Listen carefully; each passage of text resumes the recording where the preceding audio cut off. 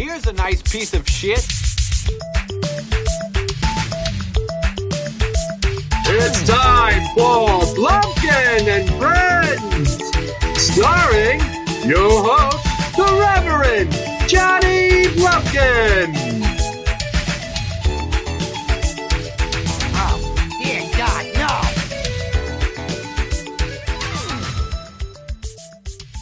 Hey kids, I'm the Reverend Johnny Blumpkin, and with me here today is my friend, Dr. Murr. You almost forgot what you were supposed to do. It's been a while. It's been a few months since I've seen you. Yeah. I think prior to you announcing even that this little bundle of joy was on its way. Mm-hmm. So probably I haven't seen you in like 8 or 9 months. I don't think it's been quite that long. Fucking feels like it has been. Probably about 6. Shit. You've been hanging out on the arm wrestling scene, it sounds like. I just had practice last night. How'd that go? My arms hurt pretty good.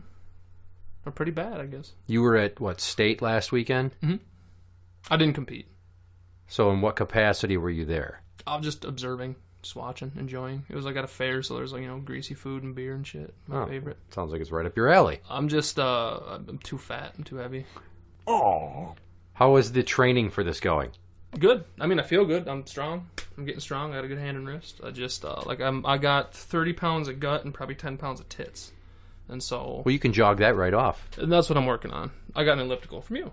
You did? So I'm working on cutting some weight, because right now I'm like 235, 240-ish. Yeah. And the weight classes are 198 to 220, and then 221 and everything above it. So someone at 221 could face somebody that's 400. And so where I'm at now, nuts. These dudes are fucking huge, dude. Like, really big.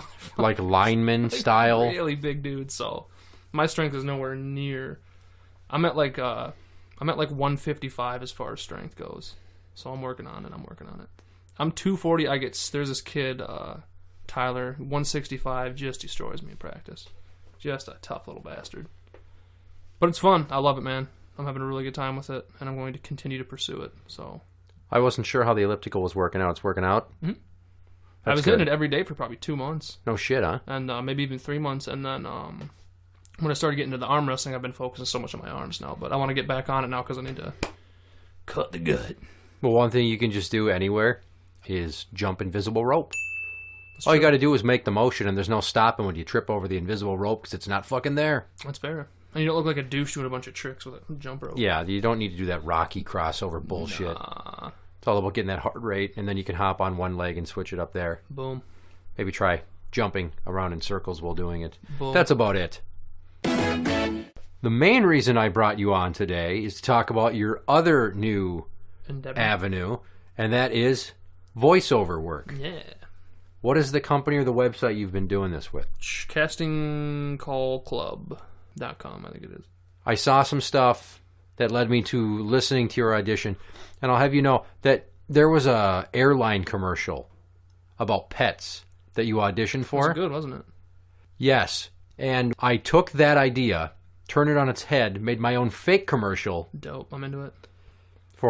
I'll play it, Intercontinental Airlines. I just made it up for fun because I've been doing a lot of fake commercials and shit like that. I actually have done about 7 of them. I wrote like 7, 2, 3, 4 line scripts just because I have to do my own demo.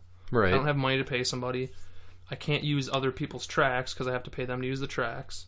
I can't necessarily use other people's scripts because I have to pay them to use that. So I'm like, that's why it's taking a little long for me to get this demo because I have to do everything myself. So I'm in GarageBand making music and writing fake scripts and shit, but it's fun. What about going on YouTube and people have free to use music that they Well, make? there's a lot of royalty free sites, but the problem is I need to be able to physically tag them, like on YouTube, for instance. So when I'm doing a voiceover demo, when it's all audio, I can't tag them.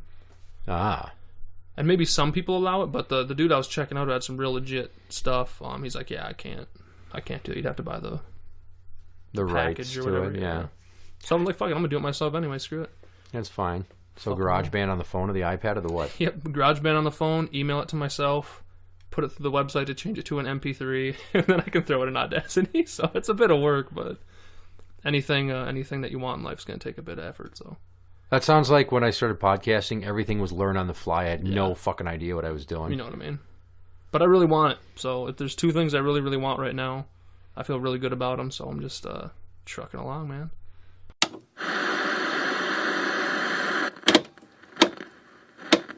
You love your pet.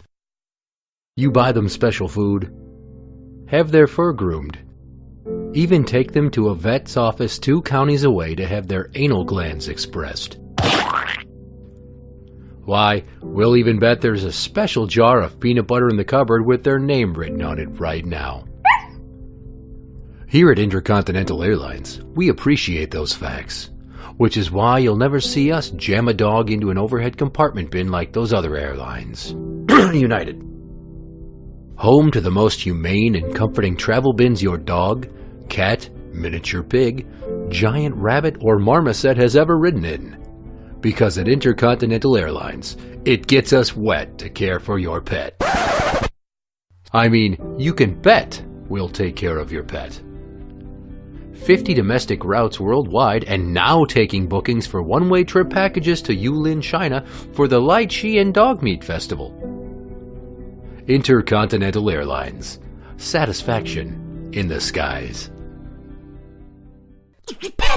You're listening to Blumpkin&Friends.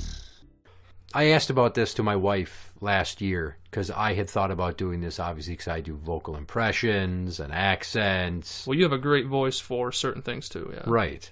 See, because I don't have the voice you have. You have this here, and you're like super deep in timbre. Like I'm way up here. I sound like a fucking squirrel. So yeah, but if I just start talking, it gets higher on the register, and I'm up near medium. Oh, and that's because you're talking. Now you're talking in your throat, but if you bring it back down and you talk, like even I can sound a little bit lower if I talk from my chest. But then I'm always slumped over and I talk from my throat like this, so it's high.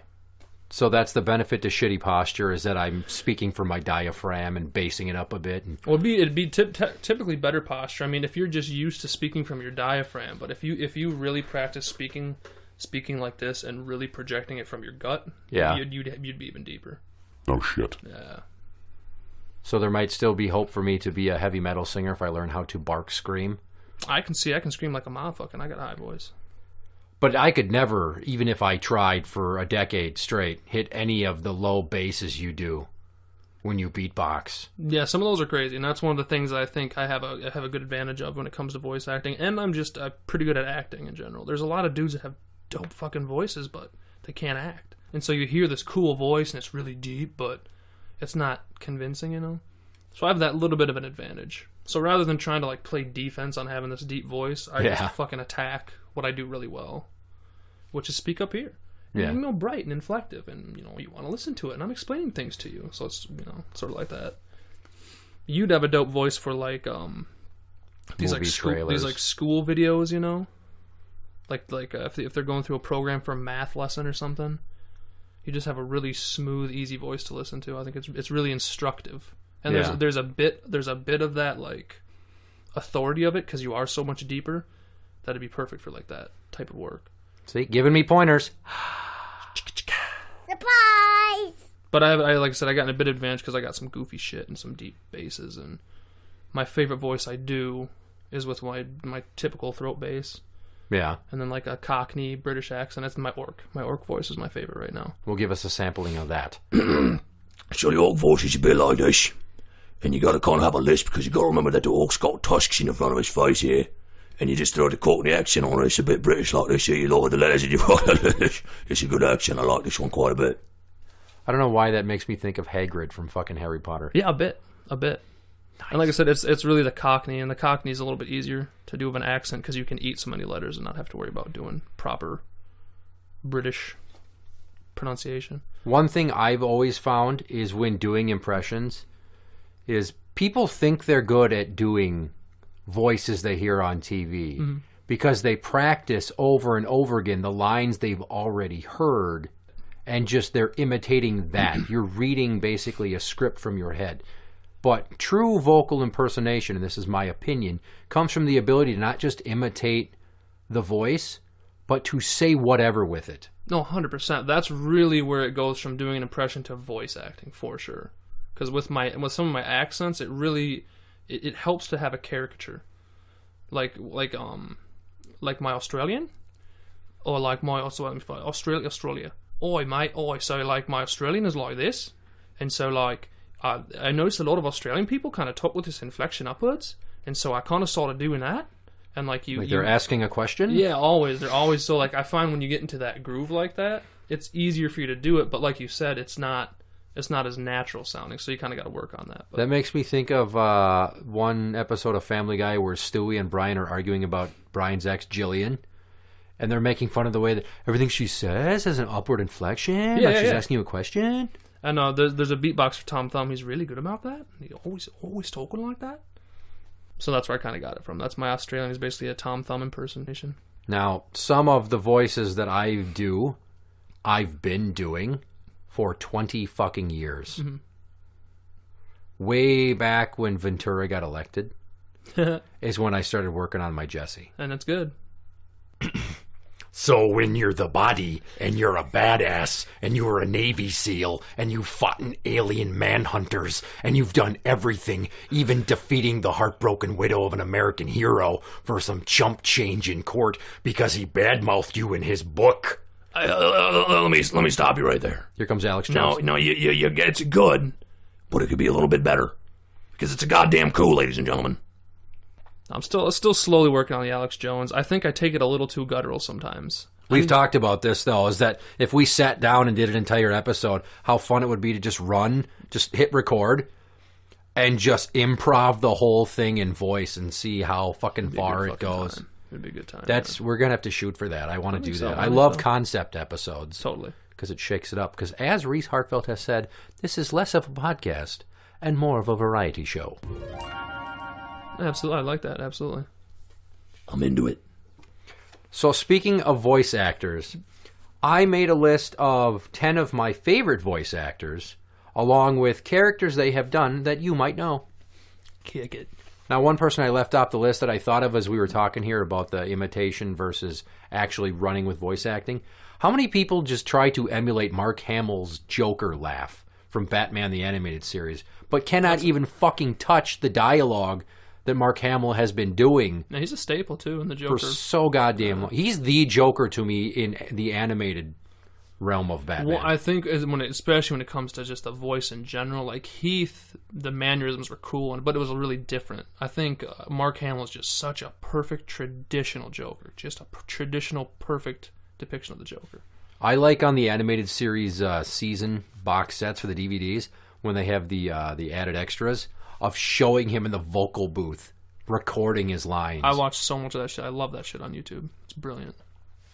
So, and these are in no particular order. But I think everybody knows Bill Ratner's voice, but doesn't necessarily remember where they've heard him. Mm-hmm.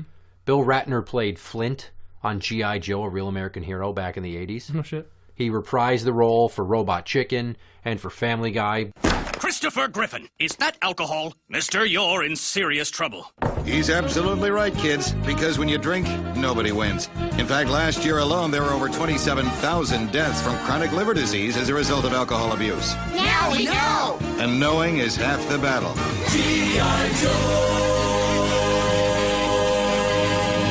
But he's done a lot of movie trailers. I guess he's the narrator on Ben 10.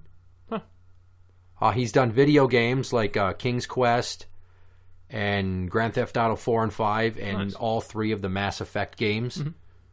Bill Ratner's got a great fucking voice. Absolutely. Chris Latta. That one does not ring a bell. Cobra Commander. Oh, no shit.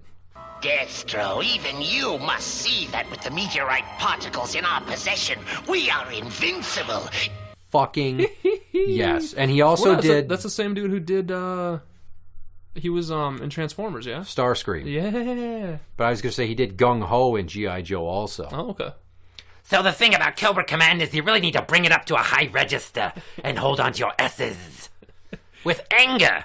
So there's another dude on Transformers that's like that too. He's the one who plays God, I forget. Fuck, I never watched Transformers really, but well, the only Decepticons that I remember are Megatron, Starscream, and Soundwave. Maybe it was Megatron. Megatron was fucking deep though. Was he? I thought Megatron was a higher voice. No, to my recollection, he's got a very deep voice. No, as I said, I never watched it, but I've watched a lot of voiceover videos. Like, on my Mount Rushmore of voice actors, Chris Latta is up there. Fair enough. Because I love Cobra Commander so much. Yeah.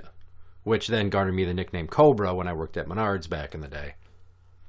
Next up, Cam Clark. Also doesn't ring a bell. Leonardo. And where is the Shredder now? On the original Ninja Turtles. Oh, no shit. And Rocksteady. He did Liquid Snake in a few of the video games.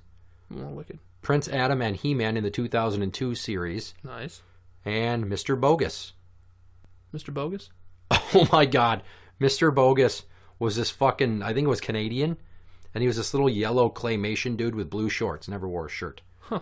And he was like the size of an apple, and he ran around and they did vignettes of stop motion stuff, of adventures he'd have in the house where he lived. That's dope. And then they'd also do animated shorts in between. Yeah. Mr. Bogus is a fucking trippy show. It's hilarious. Huh. Which I think eventually gave way to inspire part of Canadian animated show Bump in the Night. Bump in the Night. Yeah. Starring Mr. Bumpy, who was voiced by Jim Cummings, who also was Darkwing Duck. Let's get dangerous! Nice. Dr. Robotnik. Lately, he's been Winnie the Pooh and Tigger. Oh, I know who you're talking about. He's very cool. Taz. And then Pete from Goof Troop. Yeah. I've watched some of his footage. Very, very solid voice actor. Rob Paulson. Sounds familiar. Everybody's heard Rob Paulson. I guarantee you, if you have watched cartoons in the last 30 years, you have heard Rob Paulson. Because he's been in the game forever. Mm-hmm. He was the original Raphael. Does the phrase, go suck a lemon, hold any meaning for you? And then in the latest Nickelodeon series, the CGI one for Ninja Turtles, he played Donatello. Which fucked with my head watching it, because I'm like, can't do it. I can't hear Raphael from the 80s come out of the mouth of Donatello. Yeah. He also did Yakko Warner on Animaniacs. Pinky from Pinky and the Brain. Where are you going, Brain? Pete Jr., PJ, on Goof Troop and the Goofy movies. And then on G.I. Joe, he did Snow Job.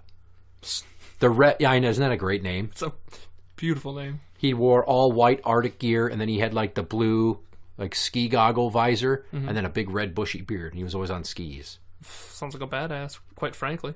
Yes, but there's not a lot of application for an Arctic Ranger expert when your missions are taking place in like jungles and on islands and by volcanoes. That's fair. Frank Welker?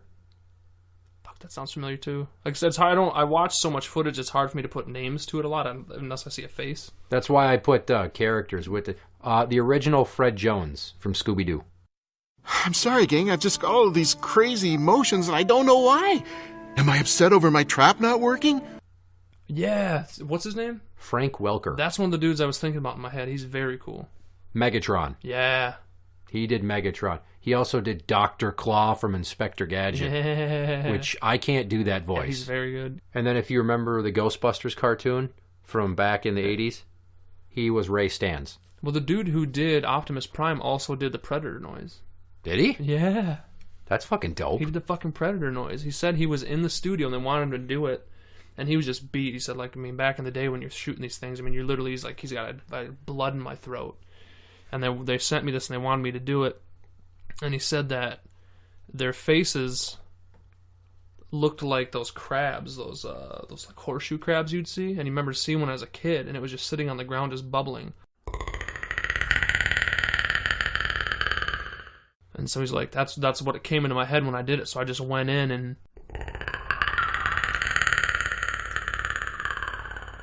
he did the fucking Predator noise, and they're just like came out of the booth and like, yeah, we want it. And that's what we want. That's probably one of the most iconic human-made noise special effects in movies. Oh yeah, ever. It's sick. He's dope. I'm really a fan of him. Yeah. Trey McNeil, or Tress McNeil, depending. I don't know how you fucking pronounce her name. It's Tress. You've heard her as Dot Warner on Animaniacs, Agnes Skinner, and a bunch of other people, like also Apu's wife and Crazy Cat Lady on The Simpsons. Yeah. Babs Bunny. Oh shit. Yeah. On Tiny Toons. And then this shocked me, both Chip and Gadget on Chip and Dale's Rescue Rangers. Really? I didn't think that the same person did those two voices. I mean, I know that women will do men's voices a la with the name of the chick who does Bart Simpson. You'll find that most boy voices are done by women. That's nuts. Bart, Timmy Turner, I think all the male Rugrats are voiced by women. That was the next name I have is E.G. Daly, who does Tommy Pickles And then she Buttercup on Powerpuff Yeah, Girls. fuck, she's brilliant. My God, that woman can fucking act. And she was a smoke show back in the day, too, as Dottie in Pee-wee's Big Adventure. Yeah. Well, she's still pretty good looking. I mean, some plastic surgery, but she's not a bad looking chick for probably being. She's in her 60, 50s. Yeah. She's in her 50s. I would. Mel Blanc. All major Warner Brother male characters except for Elmer Fudd. So we're talking about Sylvester, Everything. Bugs Bunny, All Daffy the Duck, iconic. Porky Pig, all those motherfuckers. He did them all. What was his nickname? The Man of 1,000 Voices or something like Yes. that? Yep. And then he also did Barney Rubble on the Flintstones, Mr. Spacely on the Jetsons, and he was the original Woody Woodpecker. No shit. Townsend Coleman, I suddenly got a wild idea! known for Michelangelo back in the 80s, Ninja Turtles, The Tick. Yes, Destiny has her hand on my back, and she's pushing face to face with the legendary Terror. Oh shit. And then later on I found that he also did Krang and the Rat King and Usagi Yojimbo on Ninja Turtles. No shit. People that were voice actors on that show were pulling fucking multiple duty. Oh yeah. There's a lot of things like that where one person is playing a few roles, yeah. Especially back in the day when there was not, there wasn't half as many voice actors as there is now. And now everybody can do it. Yeah. Fuckers. You have to be able to act. Like, there's so many cool voices, but if you can't act and you can't give up the product that the person needs, it doesn't matter how cool your voice is. Such as, like, Harry Shearer with Homer Simpson. Yeah. It's like, it's not your job, it's a business. You're selling your product to people. Listen to the man. He's passionate about it. I am. I'm learning as I go, too. The final name I have on here, Maurice LaMarche. Doesn't ring a bell. The Brain on Pinky and the Brain. Nice. The same thing we do every night, Pinky. Try to take over the world. Destro and Serpentor, two big baddies on G.I. Joe. Egon Spangler in the 80s Ghostbusters cartoon. Nice. And also Chief Quimby on the original Inspector Gadget. Oh, okay. He's done a lot of impersonations on multiple shows, Animaniacs and Hysteria, always doing Orson Welles, an incredible Orson Welles impression. Mm-hmm. But this is stuff that I am very passionate about. I don't think a lot of people take the time to appreciate how much work goes into creating that voice. Mm-hmm.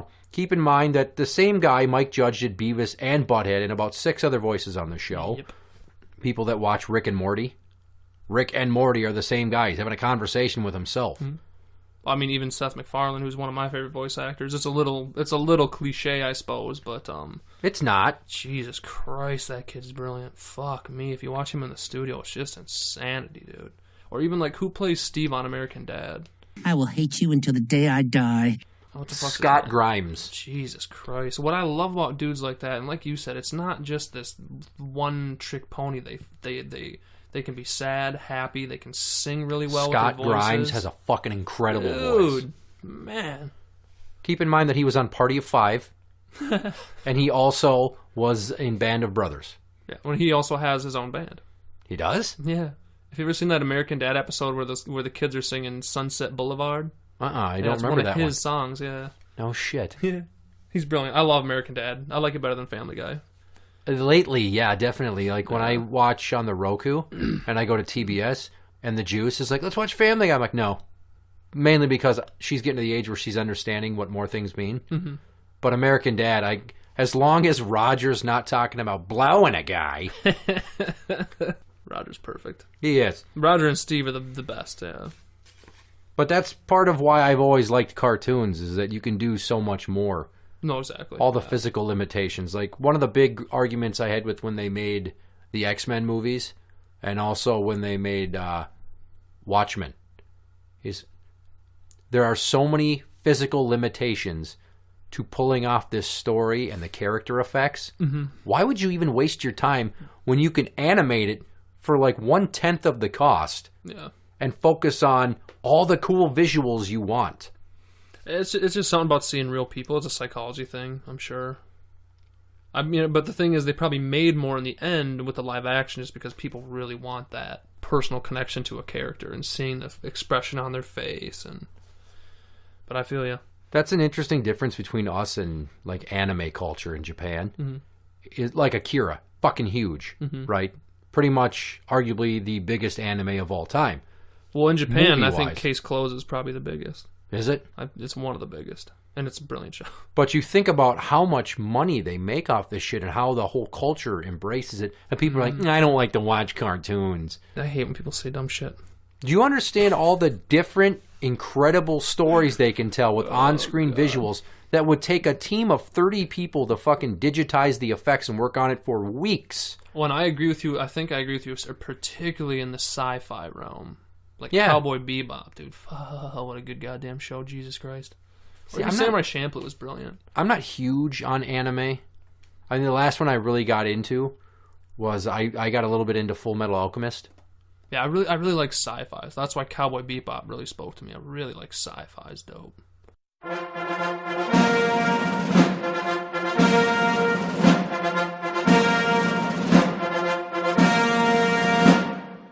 It's time for another good idea, bad idea with your old pal Slick Willie. Good idea.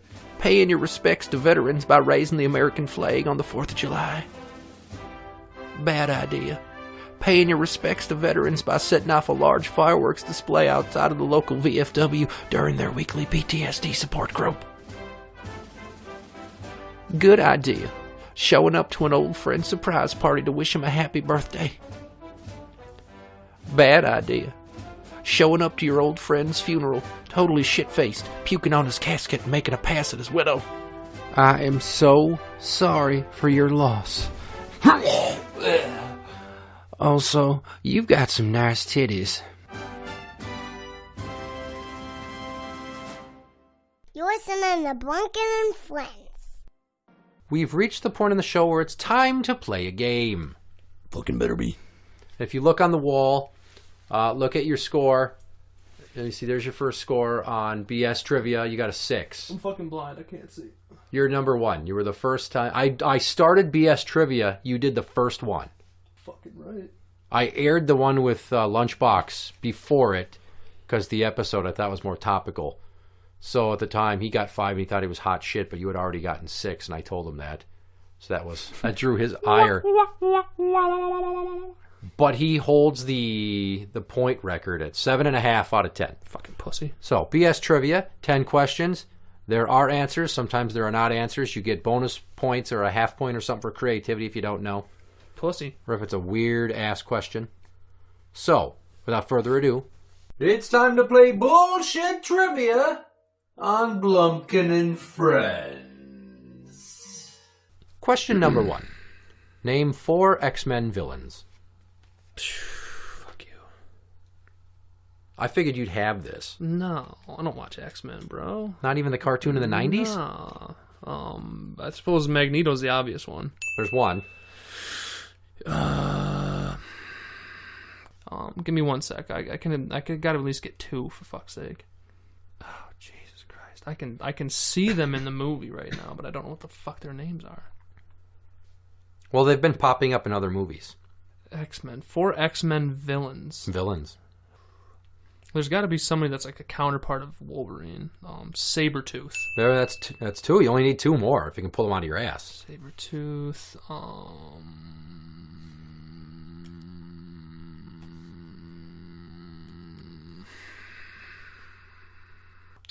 I don't know. I also would have accepted Mr. Sinister, Omega Red, Mojo, Apocalypse, Mystique, Juggernaut.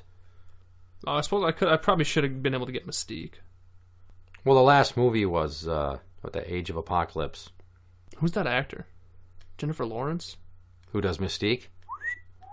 Yeah, I don't like her when she's all blue. No, I like her. I like her better when she's all blue, if I'm being honest. Because? I don't just like blue chicks. Okay, fair enough. Man masturbates to Smurfette. I do. Weird. She's got a nice ass. You never see it. She's in a jumper. You'd be surprised. Question number 2. Spell transistor. Spell transistor? Yeah. Spell the word transistor. I feel like this is a trick question. It's not. You're spelling a word. TRANSISTOR. Correct. You are on the board. Fuck it. Question number 3.